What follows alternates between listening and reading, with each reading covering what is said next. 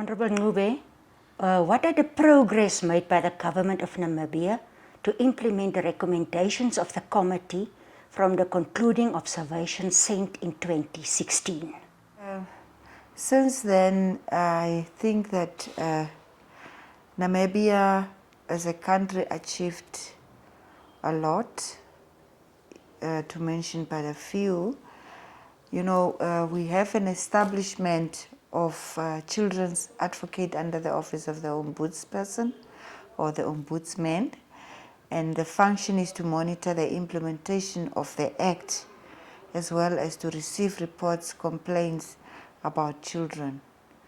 And it established a National Advisory Council of Children, a high-level committee aimed at raising awareness, advocating for children's rights at the highest level of the policy making.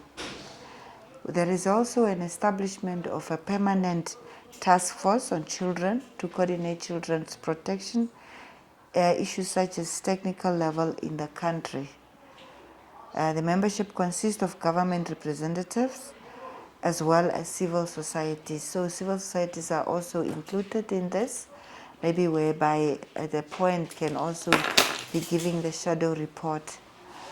So there is also the introduction of a free primary and secondary education for all children in Namibia, which is among also the milestones that the country has achieved in terms of the implementation of the Children Protection Act. And then the continuous provision of the grants to vulnerable children in the country is also one of the milestones. I think we are one of the few countries that have introduced these kind of social amenities to the vulnerable children in the country. There are also other major achievements in terms of children protection, and maybe during the 3 days that the delegation is here, they are going to hear more of this. Are there challenges in the implementation of children's rights in Namibia? How can they be addressed? Yeah, despite all these milestones that the country has achieved, maybe the challenges here and there, particularly with the poverty, you know, that the poverty line in Namibia, it's a bit high, and you know, vulnerable children are still really struggling, and we are continuing working on that. And you see, there is also the inequality that among the rich and the poor, and you find children also who are vulnerable to HIV and AIDS.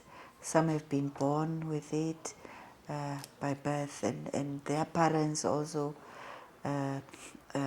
died due to the HIV, and so on, and exploitation. So some children are being exploited in their homes where they live by relatives, and sometimes, and so on, in terms of sexual abuse and those things. And that is also one of the things that the country it's vigorously working on it.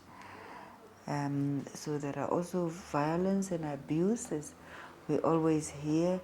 Children are being also raped by their relatives or by acquaintances and so on. So those challenges are still there, and as a country, they are being addressed, and the Ministry of Gender in particular is vigorously working on these aspects that are in our society to make sure that the children's rights are fully protected.